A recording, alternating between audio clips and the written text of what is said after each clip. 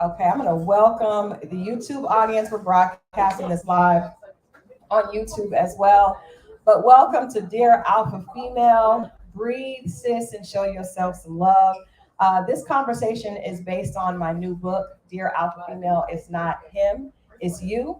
The book was basically it was inspired by my own experiences as a career woman living here in Atlanta. I was married early on, and then went through a divorce, and then threw myself into work. And most of my friends were the same way I was. We were very, very driven, very ambitious, career and goal oriented. And that created a toxicity that I don't think we talk about often. And so I had a few experiences that helped me deal with that.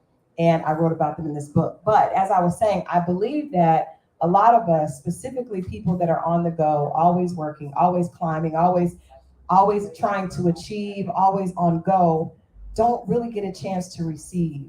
We don't get a chance to breathe. And so that's why I really wanted to open this session. I asked a good friend of mine who is a yoga instructor. She's a peace.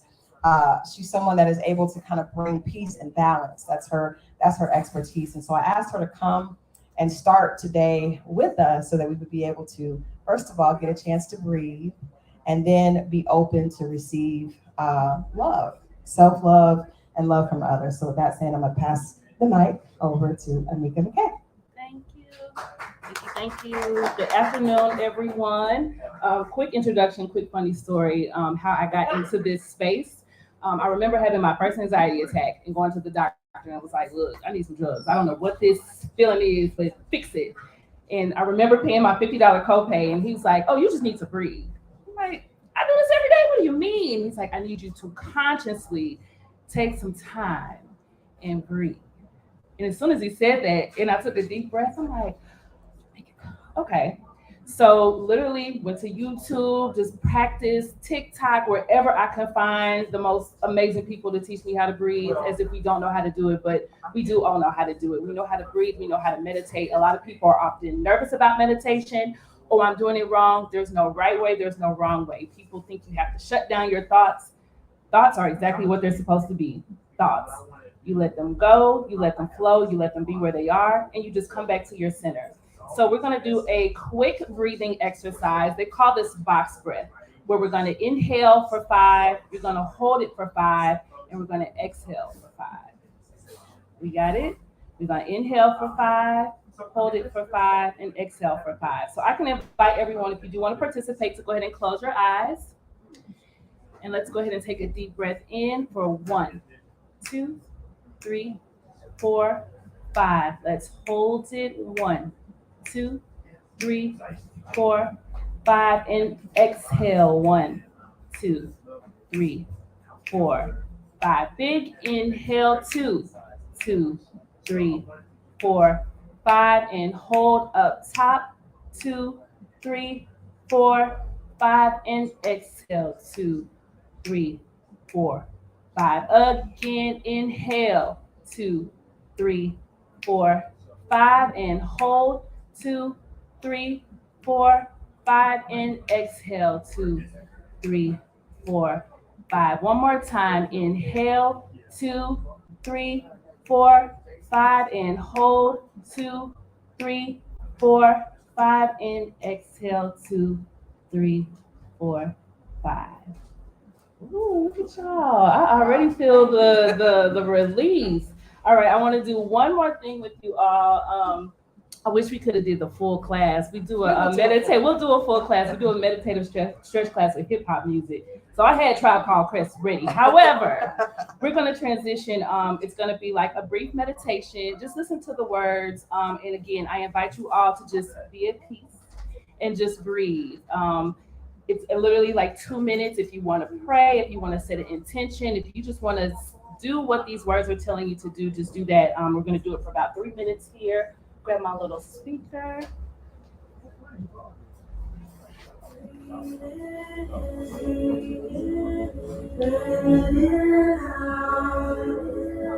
Breathe in and let it go. Breathe in and let it out. Breathe in and let it go. Breathe in and let it out. Breathe in and let it go. Breathe in and let it out. Breathe in and let it go. Breathe in and let it out. Breathe in and let it go. Breathe in and let it out. Breathe in and let it go. Breathe in and let it out. Breathe in and let it go. Breathe in and let it out. Breathe in and let Awesome. Just one friendly reminder, breath is healing, music is healing. When we breathe, we're present. We can't think about what what's happening now, what's happening now, what's happening now. It's what's happening in this present moment. And when we're present, you can't make a wrong decision. You can't go left or right. We're just here. So excited to be welcome and present what my sisters bringing. Yes. Thank you. You guys, first of all, thank you so much, Anika, for doing that.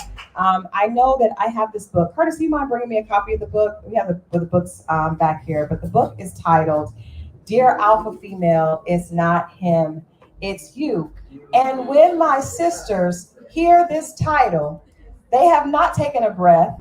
They immediately get an attitude with me. They go, it's not, and that is why I asked Anika to come so that we can have this message, because I feel like I know that this message is real, and I know the reaction from my sisters because I am my sister, right? Mm-hmm. I am not my sister's keeper, I am my sister. So I know that when I was told that my problems were self-induced and self-inflicted, my first response was to be defensive because I did not take the time to breathe. And so I think it's so important. I decided, when I do these conversations, because I want to have a space that's receptive, right? I want to be able to sow into receptive soil. I don't want to sow into soil when you just ran in the door. I just got here. I'm thinking about everything I've got going on. I'm looking at you, you looking at me, trying to figure out, does my hair look right? Let all that go and just breathe. And that's why what you do is so important. So I want to thank you again. And I want to encourage you guys. I think, I don't know if you brought something with you. Yes, I'll leave them over by the wine. Okay, so Anika has something that she's left with you, because this is not, I don't want these sessions to be ones where you come and you hear something and then you leave and you go right back. You enter right back out there as hot as all get out, and you go right back to living life the way you used to do. I hope that this is an opportunity for you to take a breath, right? And learn to do that before you respond in emotion, before you respond in hurt, before you respond in defense. Even if you're right, it always is better to take a breath. And so Anika's going to leave some things back over there. We also had wine. You guys know this message is important because I have brought you wine and a yoga instructor. Just to get this message across. And so I appreciate all of you all being here. It's an honor to be here for Black Writers Weekend. I am honored to be here in the home, right? I feel like Black Writers Weekend is the home of Tamika Newhouse. Yeah. I've known Tamika for years, and every year this has gotten bigger and more fabulous and more fabulous. And I'm just in awe and so honored to be included in this weekend's activity. So thank you so much to Tamika and all the wonderful staff here at Black Writers Weekend. It's good to have you. Okay, all right, we're gonna get into it. So like I said, the book is titled Dear Alpha Female, It's Not Him, It's You. And I would suggest, regardless if you're male or female, whatever your situation is in life, your predicament, your place, your foundation is a direct result of things that you have created, right? I know that especially in our community, we like to think of, There's the other, there's the white man, there's the him, there's them, there's they. And even in our community, we start to blame each other. It's them. A big thing with us in our culture, I loved seeing the first panel that was just on, because we had Black men talking about masculinity. And I feel like the only people that can talk about Black masculinity are Black men. As Black women, I can't define Black masculinity, but in the same voice, as a Black woman, it is my job to teach and explain to and show my sisters what Black femininity looks like. And I think that's something that we have not, our culture has not been able to define, because we've gone through so much as a race, right? So for so long, our femininity has been defined by others, be it others from the past that decided, okay, Black women are good for bearing children, they're good for working. Black men who often needed us to step up in that, in that head of household when they were removed from the house, initially. And then later on, when we were able to actually do more in the workplace and they weren't able to, get some of the opportunities and jobs that we were able to get. For so long, our definition of who we are as women has been defined by struggle and survival. And I feel like this is an opportunity for us as Black women to redefine who we are, right? I am not defined by my struggle. I was listening to a friend of mine last night, and he was like, as a culture, we have learned to take negative and turn it into positive. So you hear people saying, well, there's a trap house and trap music, and AR has a book, about trap music. And the music was designed to celebrate the struggle and the survival. But at some point, if we want to move forward, we have to allow ourselves to be defined by our present, which is why it's important to breathe and receive that. I am not defined by the struggle that I've gone through to get here. I've been defined by the fact that I've been resilient and able to move forward. And so the way that affects us as Black women and Black men, there is a war going on the dating battlefield, right? I feel like there's so many women, especially career-driven women, because I want to be clear, this conversation is not for women who are out looking for a man to pay their bills. I don't have women like that in my circle. I know there are women out there that are like that, and I'm sure there are conversations out there for them. This is not what this book or this conversation is about. This book and this conversation is for women that are passionate, that are purpose-driven, that are ambitious, like my sister Candace back here in the back, like women who really believe that they have the power to change their generation, right? Women who rely on the heritage of people like Maya Angelou and Cicely Tyson. I'm not talking about women that are just wanting to sit on their behind and get a check from someone else. But in that, in those women that are willing to work behind and to work beside and to push forward, there is still a need to be loved, right? And I would say to you, if you look at most successful women that are single, there is a piece of them that is off balance. Now, I want you to pay attention to what I said. I didn't say there's a part of them that's sad, because I don't feel like a relationship or a significant other is the key to happiness. I don't believe that at all. But I do believe that when we don't have balance in our lives are not healthy, right? You cannot have balance and be in a healthy place. So a lot of times, if you look at women that are working, and I definitely can say I was one of those and still struggle with that. Most women that I know that are alpha female, that are career driven, they're working all the time. They're not, their computer, their laptop, their phone, those are the things that are tied to them all the time. They're pushing forward. We're in a culture that suggests getting to the bad is the ultimate goal. How I define my success is how much money I have or how many accolades I've been able to get. That leaves a person extremely empty and extremely unfulfilled, right? How do I know? Because I'm that woman. I can tell you all, at the height of my career, after going through a divorce, I did like most women do, and I dug down and I started to work so hard. I got my career, my business started to flourish, because guess what? All that energy that I put into a relationship, I put into Enchanted PR.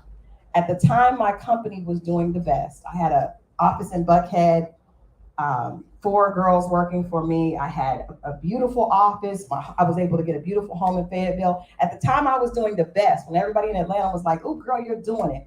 Crystal was functioning depressed. And that's just the truth. And the reality is, I couldn't say that to any of my girlfriends, because they were all saying how great I was doing.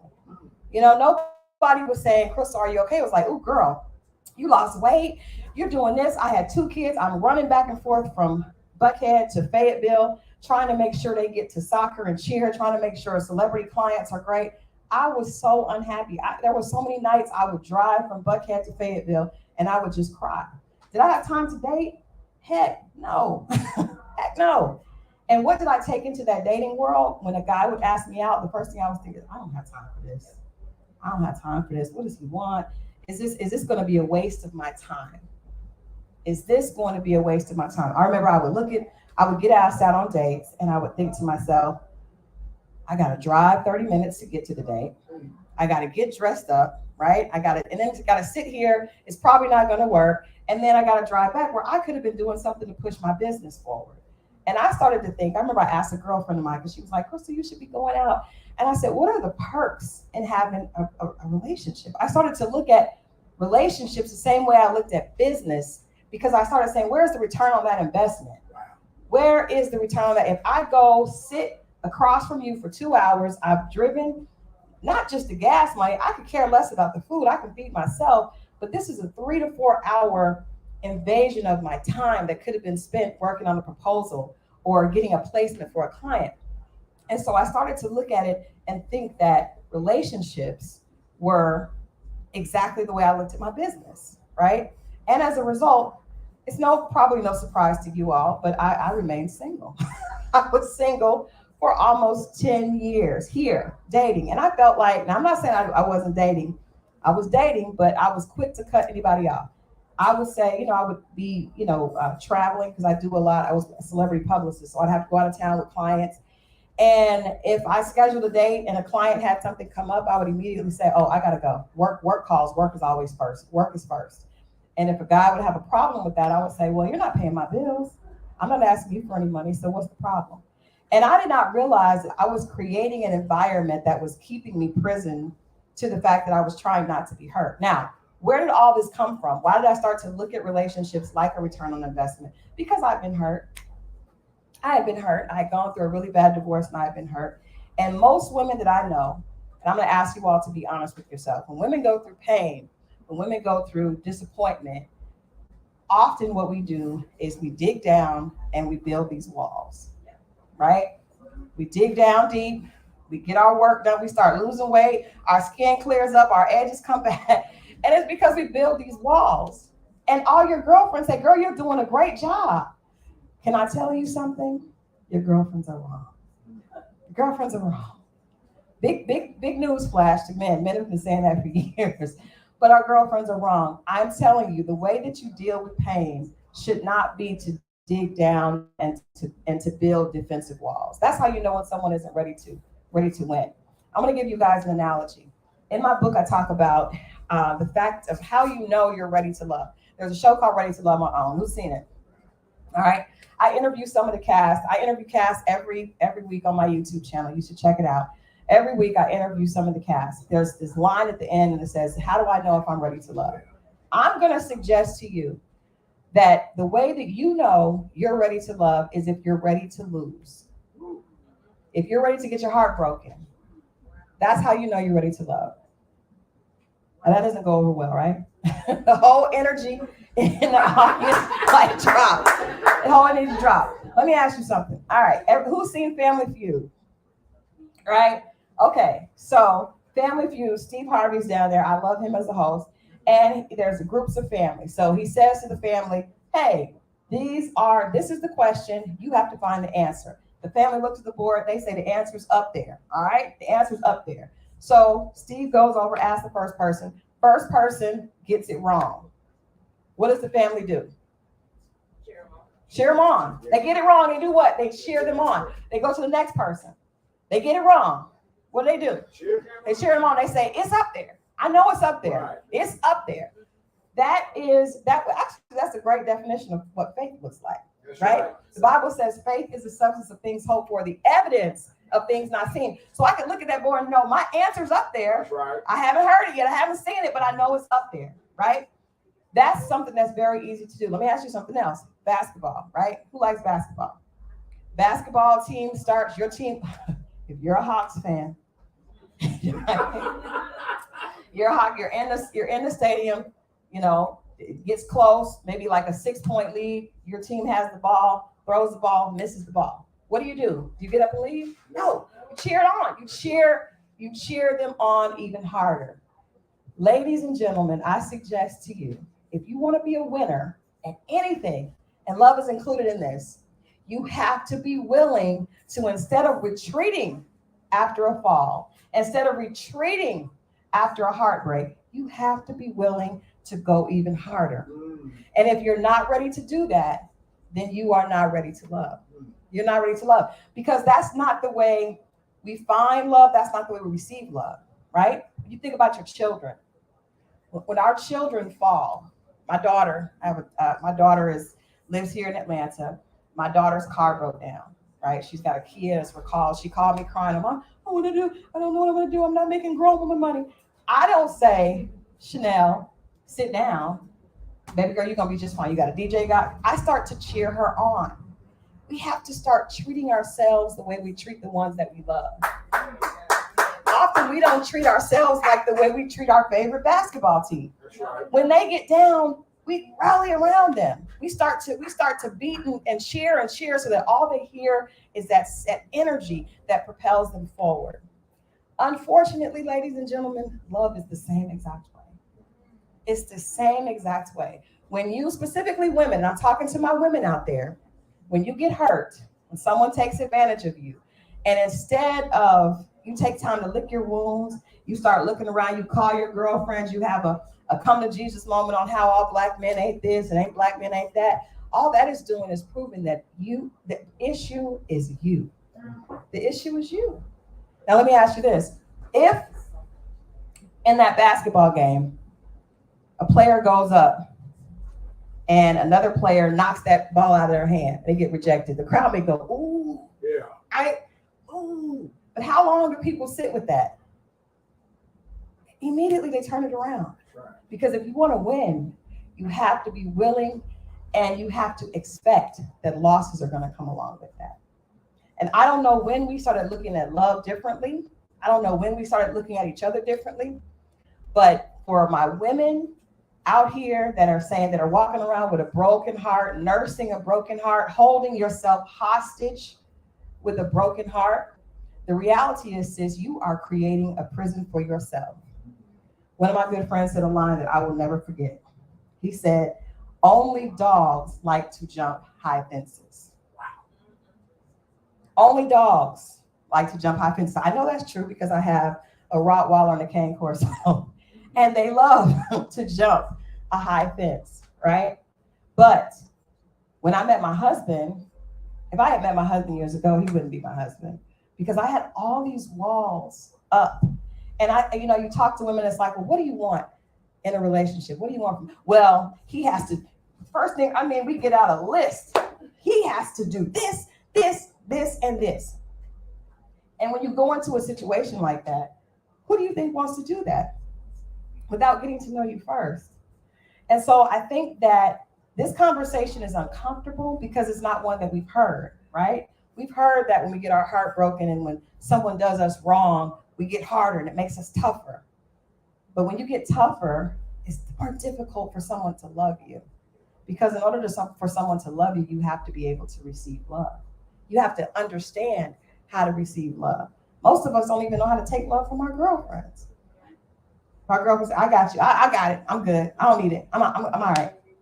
If you can't take love from her, how are you going to be able to take love from a man? Now, and that speaks to our femininity. So if our femininity has been, every time I get hurt, I get harder, I get tougher, I get more defensive. What does that look like when you get in a relationship? Because it's one thing to be attractive enough to, you get in a relationship. Okay, this guy is going to give you a chance. But what is that going to look like long term? That's not going to be a successful relationship. My goal with this book is not to tell you that you need a man. My goal is to tell you that you need to learn how to love yourself and you need to learn how to allow others to love you. And that's going to make you more successful in every area of your life. The defensiveness that we have been taught to hold and wear as Black women is a lie that we've been taught, and it's time for us to redefine that. I can be soft, I can be vulnerable, I can admit that I'm hurt without that making me weak. I remember my grandmother would say if I started crying, in tears up, ain't got no time to cry. Well, as a result of that, you end up learning to hold your feelings in, and you actually lose touch with who you really are. Because every time you get hurt, you ignore it, brush it away, brush it away. I can say that after my divorce, I probably got so cold hearted that I would date a guy for maybe 2 months, and if I didn't see him again, it would not even faze me because I had gotten numb. I didn't know how to let people in. And I thought that made me strong. But the reality is that made me weak. And that meant I wasn't ready to love. I wasn't ready to give love, and I wasn't ready to receive love. Right? And as difficult as this conversation is, I just think it's so important. I think I heard the first panel referencing the Black community, right? And our communities are made up of Black men and Black women. That's what our community is, right? And if we haven't learned to love each other, if we haven't learned to understand each other, then how are we going to heal and how are we going to teach our young ones, right? When I look out and see young girls that the only thing they see positive from a man is what he can buy them, it breaks my heart. And it makes me realize that we haven't done a great job as leaders, as elders, teaching them that a man is worth more than just financial providing. If you haven't learned how to receive the love and the protection and the friendship, the admiration from a man outside of what he can pay, then you have missed the magic of the beauty of a Black man. You don't get it. And in the same token, men, if the only value you see in a woman is how small her waist is and how big her butt is, well, you don't, at this point, it may not even be a woman that you want. It could be anything. It could be anything, right? That's not the magic of a woman. The magic of a woman doesn't lie in her measurements. The magic of a woman is inside, right, and her ability to love. Yes. So I want to allow you guys to ask some questions. I think that is the first premise of this book. This book is basically my journey, and I'll be honest with you guys, it's not easy because I had years of that built in. My mom was a single woman. My grandmother was a single mom. You know, my grandmother had been married, but she would let him go. she focused on her money more. But I think that a lot of times our families and the history of who we are was built on that survival. That's not our reality any longer, right? So we don't have to operate from their vantage point. We need to redefine it for what it is here. This is not a situation where Black men are taken and ripped from their families, right? So why are we still repeating those same behaviors and same belief system of, well, you don't need a man. You don't need a man. You can do it on your own. That's not true. Now, you might have told your daughter that if you knew that her husband may be taken in the middle of the night and hung, but that's not where we are today. And it doesn't do any of us any good to build up resistance towards each other. I believe in the African proverb, physician, heal thyself. Mm-hmm. I feel like we have everything that we need to heal ourselves within our own community. I don't need to go outside of it for other people to teach me how to love my sister. All right. I don't need to go outside of it for someone to tell me what to do with my man. I need to learn how to love myself. And if I'm loving myself the right way, then that's going to immediately and naturally, I'm going to be able to love the man that God created for me. Right? Thank you. So I want to take some questions. Is any alpha females in here have questions? I will be 100% honest. I'm like I said, I'm still dealing with it myself, but I know that this conversation is important because there's so many women. Every woman I talk to is the woman in this book. Every single woman. A girlfriend of mine was like, Crystal, I'm ready for you to hook me up. And I said, okay, what is important to you? And she said, well, I work all the time, so he has to know that I got to work. Nope, I'm not ready. Not because you work, but because you're leading. That is the first thing that you're saying. What if a man, and those of you that have been on dating apps, I hated dating apps, right? But I met my husband on Facebook.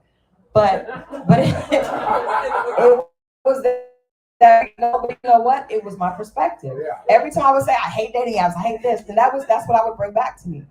You think about it, when you say, what you say, your words are powerful, they return. And for some reason, we understand that when it comes to what we want outside of love.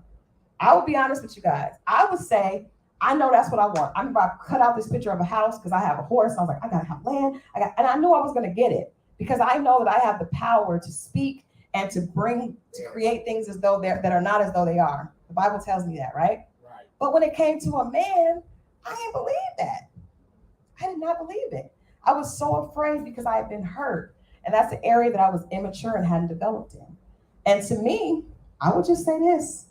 I got a lot of girlfriends that are doctors, lawyers, professors, entrepreneurs, and a lot of them are very immature when it comes to their emotional intelligence.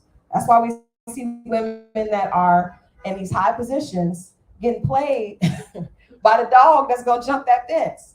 Because since you haven't stopped to do the work, you've done the physical work and you've done the classes and the masters and the PhDs, but the work on yourself, the work on that vulnerable part, the work that says, no, when I get hurt, I'm not supposed to close up. I'm actually supposed to lean into that. That's how I grow.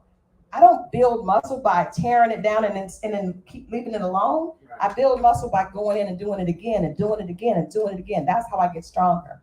We apply that to every single area of our lives besides love.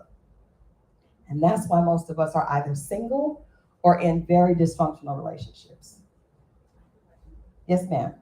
Let me right here and then right here. Okay, so could you share like some practical tips and insight on how to approach dating again after experiencing a major heartbreak? Mm-hmm. What strategies or mindset shifts can help, like, heal and open my heart to mm-hmm. possibly new partnership? Mm-hmm. I love that question. I would tell you the first thing that you should do is to write down what you are willing to give in a relationship. What do you look forward to giving? So often we think about a relationship, we think, I want this, I want that. Again, that means we're not ready. We're not ready. We're not ready when we're thinking about what we can get. What you need to do, and I would suggest, I put this on my YouTube for every single woman that I interact with. You need to write down what you're willing to give and what you offer in a relationship. And ladies, that can't have anything to do with your job. That has nothing to do with your accolades, how much you have in the bank, what you drive, the people that you hang out with. It's in here. It's everything that makes you the woman that you are if you were to strip down naked. Nothing that has to do, because so many women will say, well, I know I'm the perfect catch. I got this, I got my own business, I got my own girl. Men don't care about that. Not a real man. Not a real man. On that show, Ready to Love, one of the girls is like, oh, her bag is fake. I would dare you to ask any men who are serious about a relationship if he cares if a woman's bag is fake. If he's a real man and he likes her, he probably won't buy a real man. We ain't gonna worry about that. So what I'm asking you to do is write down why you want to be in a relationship and what you're willing, what you look forward to giving in a relationship, right? That's how do we receive is to give first. Right. Write down what you're ready to give. Write down who you are and what you bring outside of stuff, outside of the things that we put on to try to make ourselves look like we're worthy, right? As women, if you're trying to figure out what makes you beautiful, what makes you feel beautiful about yourself, if you were to do that exercise and to put on a face full of makeup and a weave, it's not real. So I would ask you to find your beauty when you step out the shower. Find what you love about yourself when you haven't added anything to it. I'm not saying that you shouldn't wear makeup and weave or lashes or whatever else, but what I'm telling you is if you want a man to love you when you step out of the shower, right, come on, then you have to be able to love yourself that way first. Mm-hmm. If you want a man to love you, if you have lost everything and him to have your back, you got to be able to love yourself like that first. And you got to know what you can give to him, even if you don't have those material things. So that's a great place to start, sis.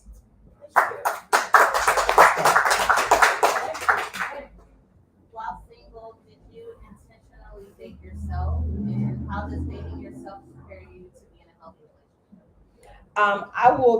What I did is I created a life that I loved, right? And I'm not somebody that actually said, okay, Crystal, I'm going to take myself on a date, right? But what I did is I created the life that I love. Like I said, I love horses, right? So when I was at the height of my career, I was having migraines every single day. I was stressed out. Clients weren't paying. Things that looked great to the public were very stressful to deal with. And so I went to a therapist, and my therapist told me to find something that made me feel like I was 5 years old. and horses are that for me. So I started taking horseback riding lessons in true alpha female fashion. I bought myself a horse. You can't just take lessons, you bought yourself a horse. And then I started taking her places and doing things, and I would hang out with my girlfriends, but I started finding the life that Crystal loved. I started, because a lot of times, especially now with social media, we find the life that we feel like is accepted and is going to get the likes. And I started to figure out, what do I love? Because the thing about that, if you live the life that you think others will want, when you find your person, that person's going to be built on the lie. I wanted somebody that is like me. I like being around the city, but I like going to the country. That's where I find my peace. So when I met my husband, he's from the country. I didn't expect that. Actually, I'm gonna tell you the truth. I was looking for a tall, chocolate man, and that's not what God sent. And I was like really looking for a tall, muscle-bound chocolate man. I would have missed my husband if I hadn't been receptive, because he's not chocolate at all. But I thought I was looking from the like East Coast, and I had all these ideas of what I wanted. But what I started doing was living the life that I truly loved. And when I met him, he matched up with that life. So I think being authentic is so important as a woman. Do what you love. Forget what your girlfriends love. Find other girlfriends. I got my girlfriends that I do bougie stuff with. We will get dressed up and go to all that. And I got my girlfriends I go horseback riding with. I got girlfriends that we just sit around and talk shit. You know what I mean? Like I got people that, because that's all the parts of me. But I'll be damned if I'm gonna be Crystal to fit what you think it should be. Because the person I'm with, he fits the authentic Crystal. When I was dating, and a lot of the guys that were attracted to me because of what I did, my job, they didn't really like the real Crystal. You know what I mean? So I learned to, if I'm authentic, if I show up authentic, then I'm going to attract authentic. And trust me, it works, because I see people that show up as fake, and trust me, they attract the fake. Now you don't attract the dude to scam and look like he got a lot of money. He really don't. Both of y'all try. It's just be authentic, create the life that you love. I love my house. I got the car that I love. I did things, but I also didn't lead with that. That car didn't make me, but I did create a life that I was really enjoying, because I think all of us want to be with someone that knows who they are and knows how to enjoy life. You know, the stress, the anxiety, all those are deterrents. So find a place where you can be as stress-free as possible and enjoy life as possible. And that smile and that joy is gonna come from the inside, and it's gonna draw that person to you. Other questions? Yes. Is your husband an alpha male? He is. And I will tell you this is the interesting thing, because people always say, can an alpha female be with an alpha male? Let me tell you something about an alpha female. You can, an alpha male as well, because you can have 3 or 4 alphas in a place, but a true alpha knows how to take guidance and accept when someone else knows something more than they do. But I will be honest, my husband is an alpha male, but he is the type that is quiet, and he just showed up in action. I'll give you an example. So I was moving around, right? And he wanted me, men like a lot of time. Y'all say that we do, but y'all are needy, more needy than women sometimes. So he wanted more time. And I was like, I do a show for this, I do a show. So he didn't say anything. He was like, okay. I said, well, I can't come to your house these days. And really, I didn't necessarily want him at mine because I was working. So one day I came to his house, and he said, go in there. And he had built a studio in his house. So I said, well, okay. I guess I'll be coming over more. So, so to me, that type of, and then he would tell me things, but he led with action, and that made me respect him. I think that women who are leaders, and I think the term alpha is a buzzword, right? But really, an alpha in both situations means someone who's an automatic leader. But in any situation, I've been around, trust me, I have a bunch of girlfriends that are all alphas. Sometimes you just get nervous because everybody's, we should do this. Oh, no, we should do that. But a real leader knows that the true magic of leadership is in being able to serve. So with him, he has showed, when he showed me that I could trust him, it actually allowed me to relax and submit to that leadership. But I wasn't going to do that until he showed me that. And he showed me with his actions. He didn't tell me with a lot of barking. A lot of guys, well, you need to do this, and that alpha me like, how you gonna tell me that? He didn't do any of that. He just showed me this is what I want. This I can't do it because of this. This is the answer. He was a solutions driven person, and I respected that. Yes. Two questions, Crystal. Number one, what do you say to women who are not in a relationship, but they've been hurt, they're going back into a relationship? What do you say to those who believe that their greatest asset is between their thighs and not between their ears? That's number one. So we hear a lot of that. And number two, being transparent with my own wife, the greatest parts of our marriage have been positive communication, and the negative parts is when I piss her off and then she talks down to me and I don't say anything, I just retreat. It's like fight or flight. So I because I'm not gonna call her out her name, I'm not gonna put my hands on. So she always says, you shut down. Yeah. You shut down. But there's certain things that she may say that causes that. So what do you say to those women who are barking or who are, talking all kind of ways to this human being? I'm not even gonna say that, this human being, and expect that that he's just gonna take it. So those are two questions. Those are really good questions. Those are really, really good. Seriously, like, and that's the realness of this conversation. The first thing, I'm gonna tackle the first one first because that's easy. The reality is, any women out there that think that what they have between their legs is gonna keep a man, dear sis, my dear sis, the thing about men, the beautiful thing about men that's different than women is men can find pleasure and beauty in many different places. And I've heard so many women, because Atlanta is filled with beautiful places. They are making beautiful women right now. Several women are being born right now that are beautiful. And beauty is not exclusive, right? Men, sexual pleasure is not exclusive. And if you talk to most men, you will learn that they can enjoy Sarah because of what she brings to the table, and Tiffany and Lisa, and they can enjoy pleasure a lot of different places. It's not as exclusive as women are. You heard me say, well, I wanted a guy that looked like this, and that's the kind of guys I dated. If y'all look at my ex-husband's list of women, they are all types of. In fact, he went on a date with Nicole Brown Murphy before me. Obviously, they don't look nothing alike. I was like, well, she don't look. I'm thinking I can't date somebody that would go on a date with Nicole Brown Murphy. Men like a lot of different things, right? And if women would be like, oh, well, she thinks she's cute. Well, she probably is. She probably is. She got the same thing between her legs that you do. And he can find enjoyment there. But what keeps a man is not what's between your legs. Now, you could get him sprung up for a while, but trust me, somebody around the corner can do the exact same thing. It's not different. If you ask men, this is funny, because I'm a journalist, so I talk to people about relationships for a living. Ask women, how many times have you had bad sex? Women would be like, well, it was, women have bad sex. They have so many stories about bad sex. You ask a man how many times he's had bad sex, be like, maybe once or twice. Right. If it didn't smell good, maybe. Might have still did it. Like, so you can't. So, am I lying? I'm telling you I'm lying. True. I need the men to tell me if I'm lying. If I'm lying. True. Okay. Even 100. I'm just saying. So ladies, let's apply that math.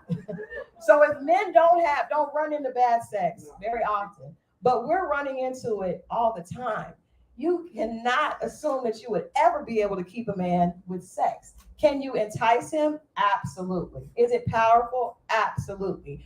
Will it keep him? Will it make him want to take care of you? Absolutely not. So it just depends on what your goal is. If your goal is to blow his mind, you could probably do that. But as soon as his mind has been blown, it's ready to be blown again. it's ready. He is looking for the next time for someone to blow his mind. Now, if you're going to keep doing that, cool. But eventually, either you're going to get tired or he's going to get bored. So no, that doesn't, we know that. And I think that a lot of young women, I'm being funny, but I'm also being serious. A lot of young women have been taught that how freaky they can be, how big my butt is or how freaky I can be will dictate who I can get. One more lesson with men. I do know that men like freaky sex, right? We all know that. It's not, this is an adult conversation. However, they also take some plain sex too. Like, it's not like there's, I talk to guys and be like, you know what? She got a big behind. Oh, I loved it. And I'm like, okay, this girl over here has no it. Yeah, that was good too. I'm just curious about, there is no, you do not, as a woman, you do not own that. Now, he may tell you what you want to hear in the moment, but I guarantee you, just as the way we're just made differently, right? Men are made different. They're actually made to reproduce and they see their visual. So if you're banking on your beauty or your sex to keep him connected, to make him want to provide, to make him see you as his queen, that's not where you're working with the wrong tools. You're working with the wrong tools. That is a quick release. And as soon as that release is over, he may have forgotten who you are. But if you imprint on his soul, and that's who you do with your personality, then that sticks and that stays. You provide him peace, that sticks and that stays. The second question is so important. And I want to be 100% honest with you guys. I was married early on. I was married at 20. And I loved my ex-husband. Like, I thought he was the sun. Like, I was just crazy in love, head over heels in love with him, right? Got married in college. I thought he looked like Denzel Washington. Denzel Washington was my crush, but I loved him very much. Unfortunately, I had never seen a successful marriage, right? I had never seen a man be respected in a home. I had never seen a woman show respect or reverence to a man. I was raised by a mother that was single, that had been abused by her mother's boyfriend. And my grandmother was the type that earned a good check. She worked for the post office. And she believed a man was an inconvenience. So even though I loved my husband, I did not know how to respect and reverence him. And so when he would make a mistake, I would treat him the way I treated myself. You know, I was always a type A personality. So if I would get 100% if I would get 98% on the test, I would be pissed. Damn it, Crystal, you know you could have got more. I was very, very, very driven. And I've learned a lot of time that ambition can be toxic in how we treat ourselves. But as a result, I treated him that way. And I would talk bad to him if he messed up. And as a result, he was a nice guy, right? We stayed together for 13 years, but he became very resentful towards me. And because of my mouth, I wasn't doing it on purpose. And I want to make sure that I'm clear about this. A lot of times, Black women, we're not doing it on purpose. A lot of us are not nice to ourselves. But at any point that you're talking to another person, be it a woman, be it a man, without respect, in a way that you would not want to be spoken to yourself, those words are leaving an imprint on that person. And thankfully, you and your wife are able to be together and you guys are working to it. But a lot of times what happens is the man internalizes that and he develops resentment towards that woman. And guess what happened? To me, my husband went to work. He got his job, moved him, and he was working, and there was a young assistant, and she didn't talk to him like that. You know what I mean? She was excited. He was like, she laughs at my jokes. And I was like, them jokes ain't been funny since ever. Those jokes are not. But the reality is, a lot of times we blame men for cheating, and cheating is wrong. I did not deserve to be cheated on. But the reality is my words and my inability to realize that it's important to guard your tongue. Men are physically stronger, but women, our strength is right here. We can break a man's spirit with our mouths. And he may take it, but trust me, sis, he's not happy. And you're chipping away at his love. You're chipping away at his desire for you and his belief in himself. There is nothing more heartbreaking to see than a man that's been broken down by a woman's mouth. It's heartbreaking to see. So I think that, women have been hurt, a lot by men's actions, but more men have been hurt by women's mouths. So we have to be very careful about that. And I think, I was having a conversation with Tamika on her podcast. She was like, at some point as a woman, because women have bad, I see things that women say to each other and I'm just shocked. Like I grew up in an era where I taught charm and etiquette, women, there were certain ways that women just didn't speak, but that's so different, now. But I think there's some value in a woman knowing how to hold herself like a lady. And you hold yourself as a lady in the house and outside of the house. So if you need to speak to somebody in a way that's disrespectful, you shouldn't be with that person. Because even if he'll say it's not this, trust me, that's not the nature of the relationship that you want. Any other last minute questions? Well, first of all, I just want to thank you guys for being open to this conversation.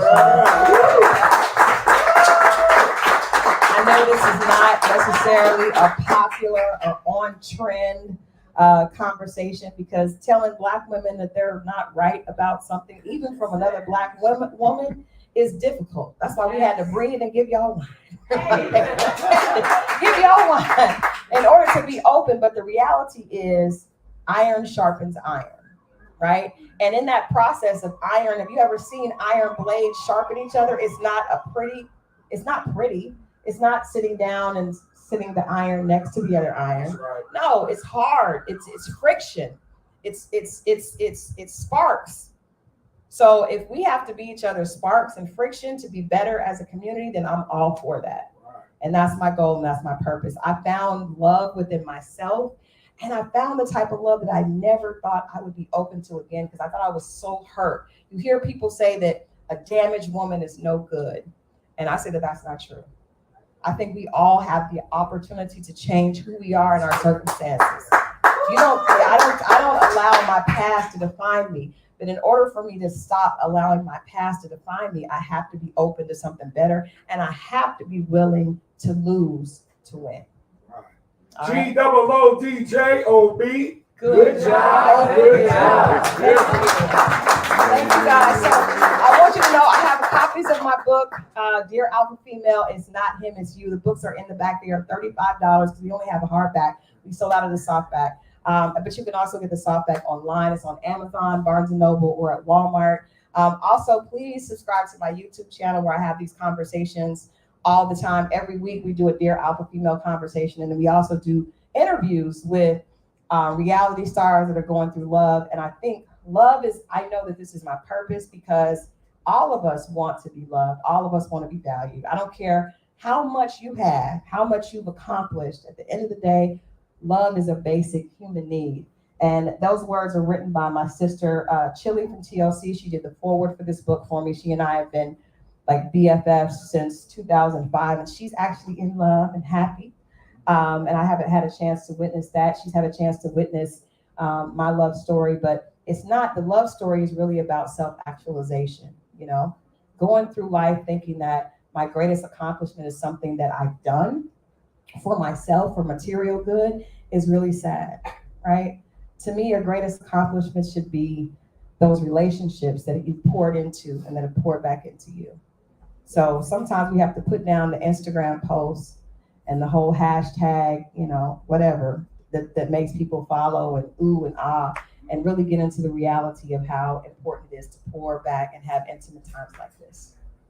So being you my sister, Yes. I love you. I wanna bless 3 women today. I wanna buy 3 books for 3 women in here. I don't know how you want to randomly do it. I don't know how you want to do it, but I do want to bless. I do want to bless 3 women. 3 women today. Thank you so much. Thank you guys so much. Thank you. And thank you guys for watching. I hope this was great for those of you that watched on IG and of course on YouTube. I love you guys for watching, and I'll see you soon. Bye-bye.